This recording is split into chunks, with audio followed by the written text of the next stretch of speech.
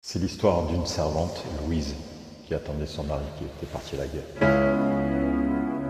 Mais qui a soulagé sa peine, porté son bois, porté les seaux, offert une écharpe de laine, le jour de la foire aux chevaux, et qui a pris soin de son âme et l'a bercé dedans son lit, qu'il a traité comme une femme au moins une fois dans sa vie.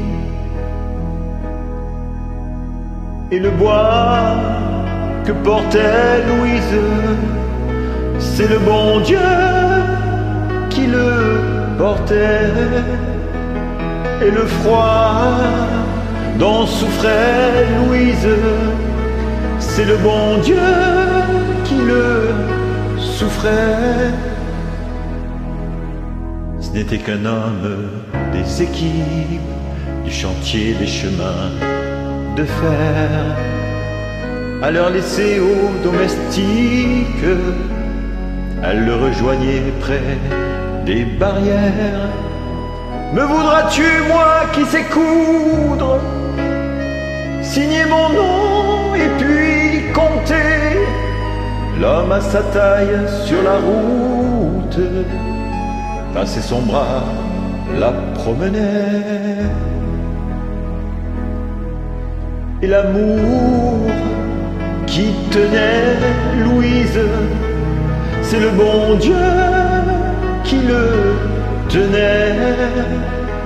Le regard bleu sur Louise, c'est le bon Dieu qui l'éclairait. Ils sont partis, vaille que vaille, mourir 4 ans dans les tranchées, et l'on raconte leur bataille dans le salon après le thé. Et les lettres qu'attendait Louise, c'est le bon Dieu qui les portait. Et la guerre qui séparait Louise, c'est le bon Dieu qui la voyait.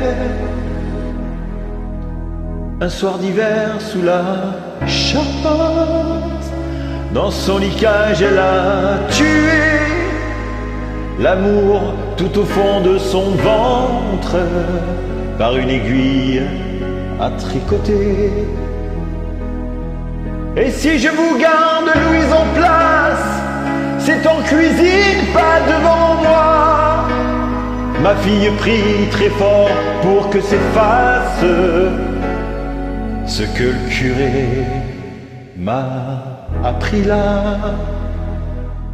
Et la honte que cachait Louise, c'est le bon Dieu qui la cachait.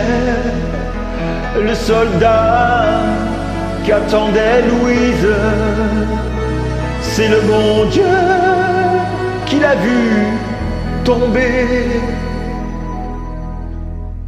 Il y a 50 ans, c'était en France, dans un village de l'Allier. On n'accordait pas d'importance à une servante sans fiancé. Et le deuil qu'a porté Louise, c'est le bon Dieu qui l'a porté. Et la vie qu'a travaillé Louise, c'est le bon Dieu qui l'a aidé.